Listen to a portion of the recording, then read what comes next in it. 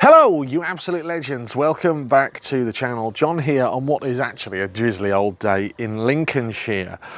We're back with this, which is my, at the moment, not so smart 450 ForTwo. Not so smart because, well, it's not working so great. Long story short, and if you don't know about the smart car, it is my daily driver. It's my daily hack, and I commute in this vehicle 100 miles a day. I bought it 5 or 6 years ago with 24,000 miles on the clock, and it hadn't really been looked after that great. And I've driven it, you know, to the point where we've done 60,000 miles. We're on 80-something thousand miles now. If you haven't followed my story with the smart car, about a year ago, year and a bit, well, we had major engine catastrophic failure. The whole thing blew up. We needed new turbo, we needed new turbo manifolds, and Dad and I rebuilt the engine totally. And at the moment, it's just not running right. I don't know what the problem is. Dad doesn't know what the problem is, and we need to give it a good dose of looking at. In this video then, I'm going to take the car to Dad's. We're going to see what Dad thinks. We're going to do some diagnostics and hopefully try and find out the fault with my smart car 450. I'll tell you what the issue is. It's got these electronic change gearbox, and it seems to be revving quite high before changing up the gears. And then some days it's fine. Could be electrical, could be mechanical, could be a sensor, or it could just be on its way out. Either which way, we're going to take it to Dad, and hopefully it's not the end for the little smart car. And as you can see, I've got the inspector with me who will be helping us today. She's going to go see Grandad as well. Although I'm not taking the fluffy inspector with me. Right, so we've got to Dad's. As you can see, the inspector is here, and Dad is a little bit none the wiser at this stage. He's just going to check the obvious. So the first thing he's doing is jacking the car up and making sure there's no binding brakes, no major obvious issues with the car. Like I said in the intro, the symptoms are lack of power. Sometimes the symptoms are a funny little noise upon reversing. It sounds like an electrical spark, but you just do not know. So whilst we're here, Dad is just checking the tyres, checking the brakes, and we've discovered that actually whilst doing this we also could benefit from some new tyres. So we'll be getting some new tyres on the front of the car. They're due doing anyway. Get them ordered and then get sorted. But no binding brakes on the front, which is good news. Check the back. Right, the back's going up. Checking all the back, making sure there's nothing obviously wrong, nothing stuck. I think while we're here, we're going to put 4 new tyres on it. What do you reckon? Yeah, 4 new tyres. They're not below the limit, but they are wearing unevenly. I think the tracking is out a little bit as well, so that's something we're going to have to address at the same time. So far so good. No braking issues on any of the sides, offside, or the front. It's well, it's a mystery still so far. Well, you'll have to excuse the state of the interior of the smart car. As I say, it's my daily hack. But the next thing we're checking is for electrical faults. Dad's got the carpet up and the actual battery is here in the passenger's footwell. Next thing to do is check the battery voltage and the connections. Make sure that there's nothing silly going on there. One of the symptoms I've got is the dash pod here, the rev counter. For lack of a better term, acts the neb is a bit silly. So it's fine up until about 4th gear, where it's reading about 3.5, where it should be, and then all of a sudden drops to between 1 and 1.5. So Dad's just going to check the voltage, make sure all the connections are nice and tight, make sure there's no electrical faults obvious in there. Dad's using a voltmeter now on there to make sure everything's okay. Voltage is good, no charging fault determined, at this moment in time, which is good news. Okay, so we've taken the car for a road test out and about. Dad's heard some knocking from the back, which could be a suspension issue. There's some stuff in the exhaust, stones or whatever, which is causing a rattle.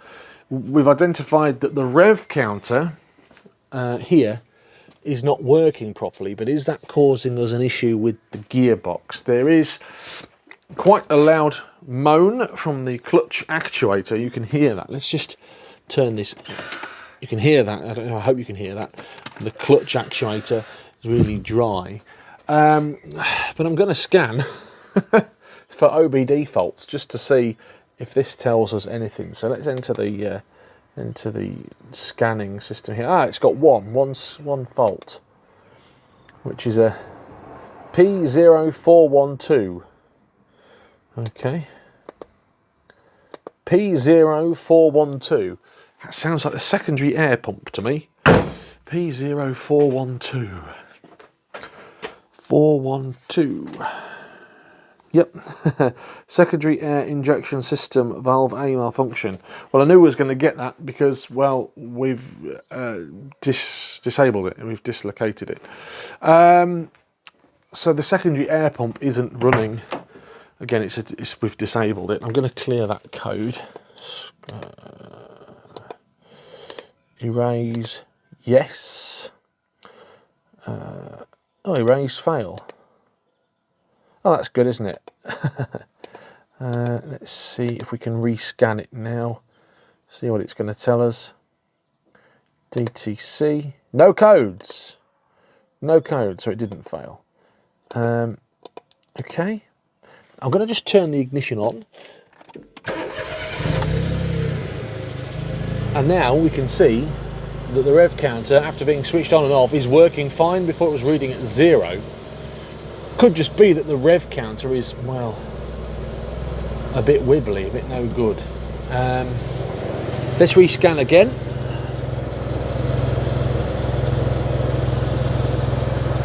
DTC. Yeah. Go through. No codes. Rescan. With the engine running. No codes. Wasn't no codes at all? There was the secondary air pump, which we knew about. No codes? No codes. So the next port of call is obviously to try and diagnose the issue. It's just and the engine bay in these smart cars, if you've never seen one before, well, it's rear engine, it's at the back. There's a few issues, I think, that we've diagnosed that need looking at. We'll have a look under here, make sure it's nothing stupid, make sure there's not a silly wiring fault. And go from there. Smart Car Assistant is here, but the Smart Car Oracle is giving a just a good case of looking at the moment. Try and see if there's anything obviously wrong.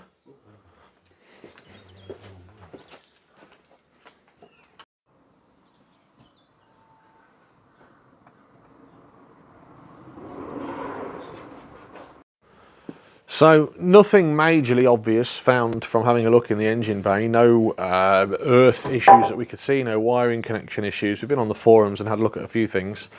Dad is now in the process of jacking it up with a view of getting underneath it. There's the gearbox positioning sensor under there, which could be causing us an issue, or one of the issues. We shall soon find out. Right, the car's jacked up, we're getting the axle stands in place, making sure it's nice and safe before we start doing any work underneath it, because the last thing we want, there's a smart car on top of you. The foreman is still here watching, doing a good job, keeping an eye on everything. And as you can see, Dad's now underneath the car, making sure nothing obvious underneath there, checking wiring, checking chafe wires, checking any major issues. We have found one of the issues, which is some stones inside the exhaust, which is making a rattling noise. But that's not the end of the world, really. That. One of the issues we discussed at the beginning is that noisy clutch actuator, and there it is. There's the clutch actuator there. Dad's put some grease on it. We've never had that off the car in our ownership, so it could be that that's been causing us a problem. So far, we've not found any rotten connectors, any rusty connectors anything like that. Okay, so Dad's under here. He's got the clutch actuator off, and he's going to check the gearbox speed sensor as well. While he's getting a cup of tea, I'm going to have a look under here, see what we can see. Aha! Right, that's where the actuator has been removed from. There's a few things. We've also diagnosed a faulty bush here, and then this is the noise. Can you hear? Hear that noise? There's a stone or something. Got into the exhaust, no idea how. All right, let's have a look under here. So there's the speed sensor with the what's the word I want? The socket on it. There's the speed sensor with the socket on it. This is the connector. Actually, it's not dirty. It's not corroded. So yeah, there is the speed sensor on the gearbox, and nothing else is really loose. Could just be that it's got some, I don't know, swarf on it, something like that. So we're going to take that off and have a look. Right, so the gearbox speed sensor is out. It doesn't look bad. There's no corrosion, there's no cracks or anything like that. We don't really expect it to be a massive issue, but yeah, doesn't look like there's a problem with that. And now it's putting that speed sensor back in. There's no obvious signs of issues with that. We're in the dark a little bit, really, as to what the issue is. We might be going for another test drive in a moment. So the clutch actuator is back on the car. It's been fitted. There's a self-learn function on the car. We don't have the MB Star Diagnostics to reset it, but thankfully it's gone back to where it was. And now it's not doing that noise underneath there. So what I'm going to do is just turn the car on so we can see, and then have a listen in here at the engine. You'll be able to see it running. There's the engine running, and before, when we turned it off, it would go as it retracted. No noise at all, so that's a win. Has that fixed the problem? No, probably not, but it is one of the issues that we had with the car. So it hasn't been a wasted effort so far. We had a bit of a knocking noise next from the back, which Dad believes is probably these anti-roll bar bushes at the back. So we're going to take them off, have a look at them, see what the score is. They might need replacing. That might, however, be the source of the knocking at the back. These are the bushes we're having a problem with. I'll just show you. This one in here, as you can see, is a bit creaky, and then this one, not too bad, but we're going to take them off, have a look at them.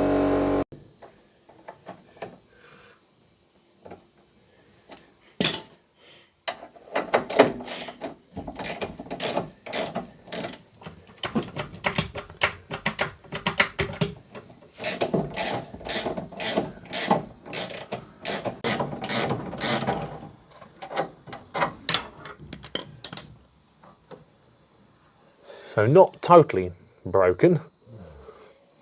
Let's have a look at the other one. We'll swap places. Inspector. Nope.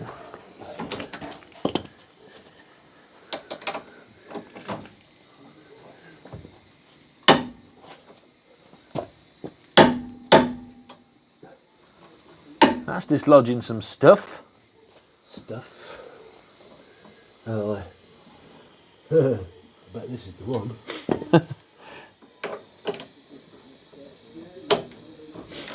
Oh yeah. Oh yeah, that's no good. Shot, isn't it? It's totally gone. Look. That's why I should pull into one side when you brake. I wonder if we can get one of these. Oh, I bet the middle bit's coming out.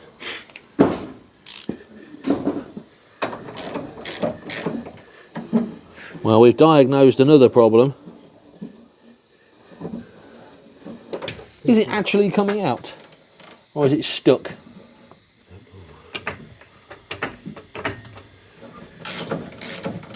Oh. Coming out. That bush is absolutely It's not coming out now, is it? knackered.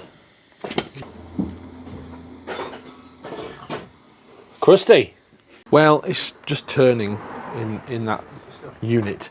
So we're going to have to take the wheel off to get to the nut at the back there. But just to show you again, this in here is absolutely buggered, for lack of a better term. And that's what's going to be one of the knocking noises from the back. You can see that the bush has just totally disintegrated in that link. Which isn't a major issue, but it's just getting at it and getting it off and having a look. Off come the wheels. Just like that, it's off. Yeah, that's the knock from the rear. This bush, as I say, is totally shot, so we'll have to get a new one of them for in there. So I'm going to go into the house and order a couple of them control arms, basically. They need doing. I'm going to have to replace them in a pair. It would make sense to. They're both quite corroded. I've never replaced them since I've had the car. They're probably the original ones on the car. Let's have a look under here. Oh yeah, they're very tender actually. Yeah, very corroded. Can you see how tender that is? I can't see it from this side, no. No, it's actually sort of Tender, yeah? It is tender. When I hit it, it knocks Yeah. quite a bit of the structure off. So, new control arms needed, ×2 for the smart car. Fine, not a problem, we'll get them ordered. And whilst we're inside ordering them, cup of tea time, I think. Now, of course, I'm on tea-boy duties. It's the least I can do. Dinner time.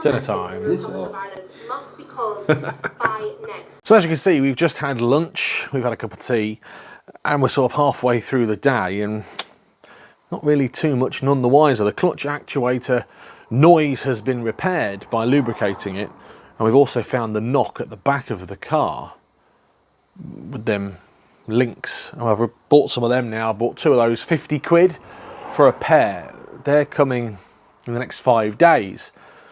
Would I drive the car with it like that? Probably not now I know about it.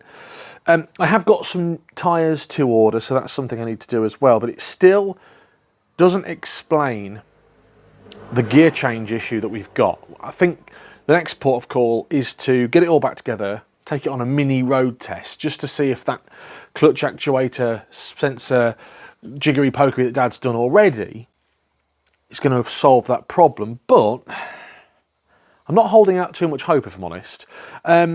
The rev counter on the dash, by the way, which we know is being silly, we think that that's a loose connection in the dash pod itself. It isn't actually controlled, or doesn't control the gearbox. So it's powered purely by the instrument cluster. But it might be something that we have to look at as well. It might be a new one. At the moment, still not so smart. While we're here, just checking the roll bar links and bushes. We've also checked the subframe bush. It's a weird design, Dad says. It's sort of held together with just one bush in the centre, and thankfully that isn't faulty, that isn't broken. So the only thing we have there identified that needs replacing is these control arms. What are you saying? How much is a shock absorber? Do I need a new shock? Yeah, probably, don't I? Let's have a look. We'll price one up, so potentially new shock absorbers needed as well.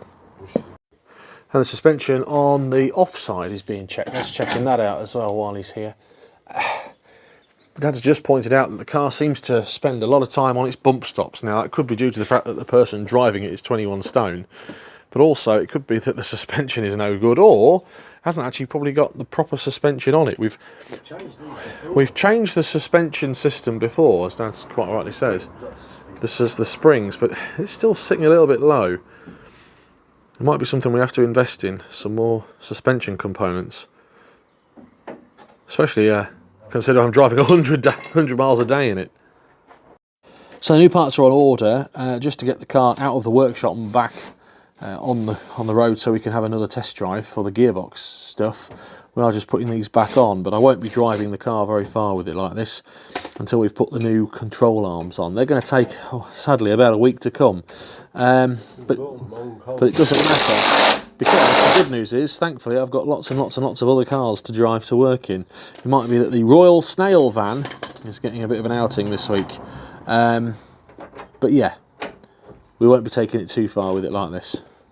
See that starry bit on there? That's in case that bush totally fails, it stops it falling off. You might be wondering why Dad's not mic'd up today. Because Dad's had enough. He's had enough of my questions at the moment. He's busy today. He's got lots of other bits and pieces on. But what he's just said is this star piece on here is designed to keep that all together if that bush does fail. If it does, it will obviously catch it in there. So that is a design function. But yeah, not much chat from Dad today because he's not got time to chat. Dad's just said that he's going to send out signed photographs to his disappointed fans that he's not talking today. As you can see from the speed that he's working, he's to my people. Not messing about.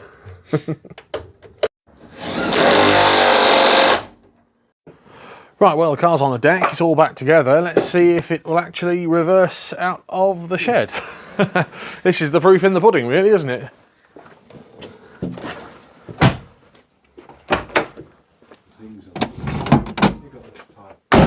Here we go. And if it doesn't move, we've got a big problem.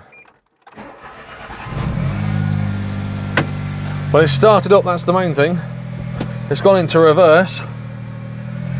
Hooray! Good. Good news.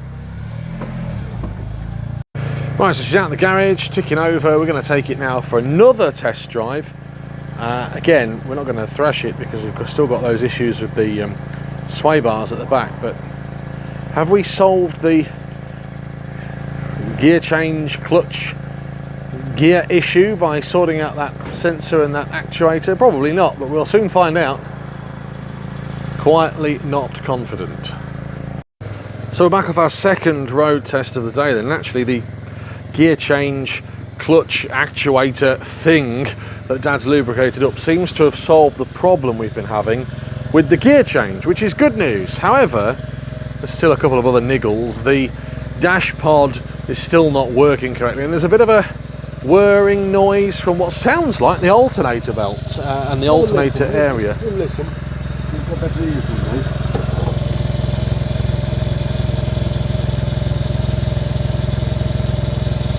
Let's still do it.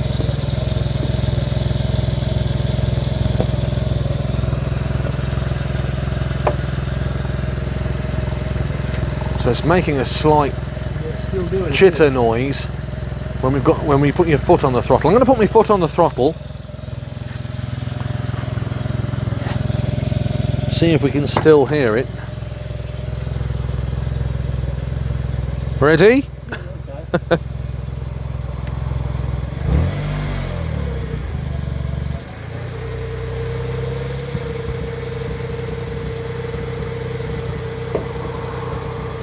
Still doing it. I can't hear it as much, but it's difficult when you're not going down the road, if that makes sense. What is it you've just done? Lubricated the belt with some... It's not lube really, it's some trim lube. Trim lube.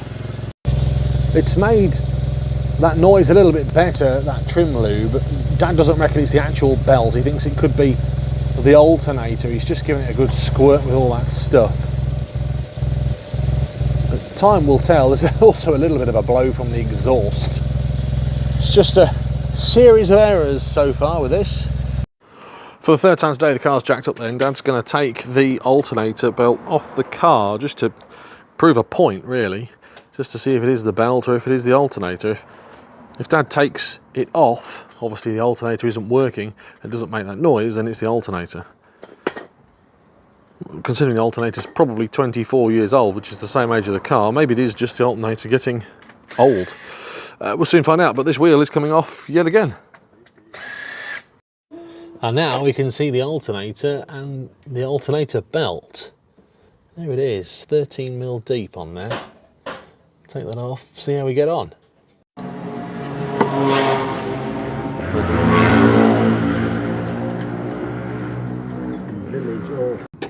Right, so the alternator belt's off.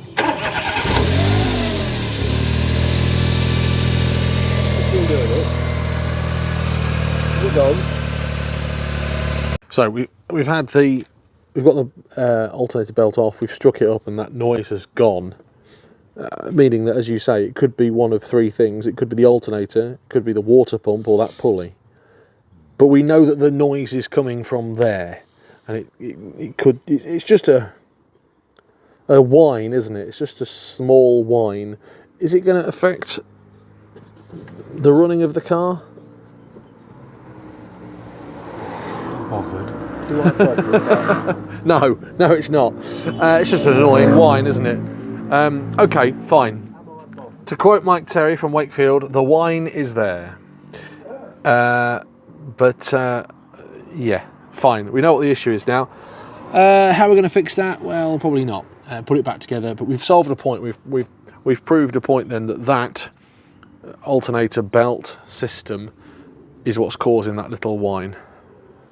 Fine, nothing major.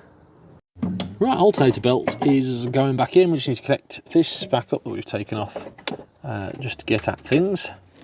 But the alternator belt back on. I've seen you do. So we've put it all back together. That's all back together. We've started it up, and the noise actually seems to have kind of disappeared. We've cleaned the pulley off. It could be something as simple as there's something just making a noise. Dad isn't worried about that. Not worried about that at all.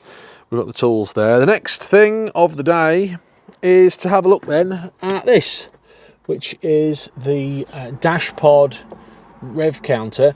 It's in a cable. It comes down here, down here, down here, and into the dash pod, which is here, right here. So the next thing to do is to take the screws out, they're Torx screws, T10s, and get this off. I actually need to get this off anyway because, well, you can see that it's been rattling. It's been rattling about a bit, and I've had to wedge a piece of paper in there to stop it from rattling about. So two birds, one stone and all that.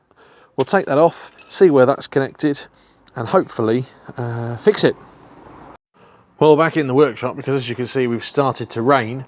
Again, we're going to tackle that dash pod issue and hopefully that rev counter issue. We'll see what we can find. One of Dad's tool recommendations from Pistons, the podcast last week, the snap-on ratchet screwdriver. We're going to use that with this Torx end to take off the cowl. So true of the dash pod, it is literally 4 screws. They look like this. They are 10 hex bolts, and it just lifts off like this. I'm going to look behind under here. We don't need to really see under here, but that ribbon cable that's going in the back there is what controls the rev counter. So I've taken that wire off, cleaned it, put it back in, and now, haha, seems to be reading better there. I'm just going to blip the pedal. That seems to be working. I've also found the source of the rattle. It's this, which is a little bulb removal tool. That is inside the instrument cluster. It was just rattling about. So I've removed it and I'm going to put it in with the toolkit. Got it all put back together. I've even added a piece of foam, tiny little piece of foam about that big, just underneath the front of the dash pod there, just to stop it from rubbing, just in case that was also giving it a bash. Right, let's try again. We'll start her up and double check this.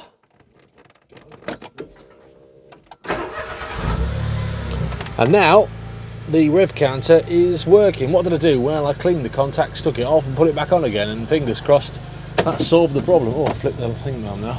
This is now no longer wibbling and wobbling. Good. Another job jobbed. We're getting there. And now I put it all back together. You can see, I think every nan in the 80s and 90s had one of these covers. This is now for the inspector, who is sat over here. We're getting the smart car ready for the inspector. We put it back, we fixed it. Are you happy about that? You're a wally. You're a big wally. Hey. We got the, oh, it's tummy rubs time. Oh, tummy rubs time. Tummy rubs time. Silly old dog. What are you doing? What are you doing? You are a wally.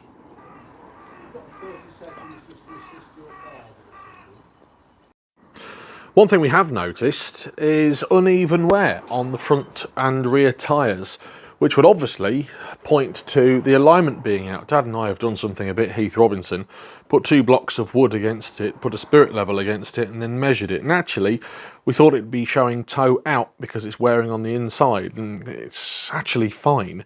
So why the alignment, or why the uneven wear?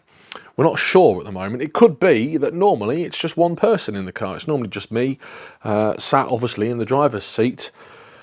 And I'm quite heavy, and I then drive it, 100 miles a day, and that could be causing the uneven sort of tyre wear. But we have checked the alignment just now. Again, not with a proper laser and alignment tool, but it's not out. The alignment isn't out at all.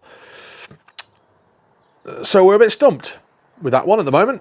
Well, there you have it then. That is a whole load of work done on the smart car today. The inspector is ready for some lunch and she's ready to go home. Hopefully the work that Dad and I have done today on the car has fixed a few of those little niggly problems. There's still things like the rattly exhaust to sort out. It's got some muck in there. It could be that from when the catalyst ate itself about 1.5 years ago. It could be some stones, it could be some muck. I've got no idea. The gear system is working better. It's working much better. We've still got that little chitter from the alternator area, but Dad isn't worried about that. Of course, we've got the control arms to fit and replace. They're on the way. They cost 50 quid for 2. Hopefully, they will come in the next few days and we can get them fitted. It is a really easy job. It is literally 4 bolts. But I won't be taking the car very far until I've got that finished and got that done. The last thing I want to do is hit a pothole, especially with precious cargo in the boot, and there'd be an issue. Anyway, if you've enjoyed this video, like please. If you haven't already, subscribed to the channel and would like to, that would mean a lot to me. I'm working on trying to get Dad one of them YouTube play buttons, and we're a long way off yet, I know. But that'd be cool to have on his wall. And if you could comment down below, what did you reckon? Let me know in the comments. Are you a fan of these old smart cars, or are they something you wouldn't really be seen dead in? Till next time, have a great day, whatever you're getting up to. Take care. Goodbye. If you've enjoyed this video, I've selected a few more specially for you on this page. Click either side to select them now. And if you haven't already, please hit the subscribe button to always stay up to date with the channel.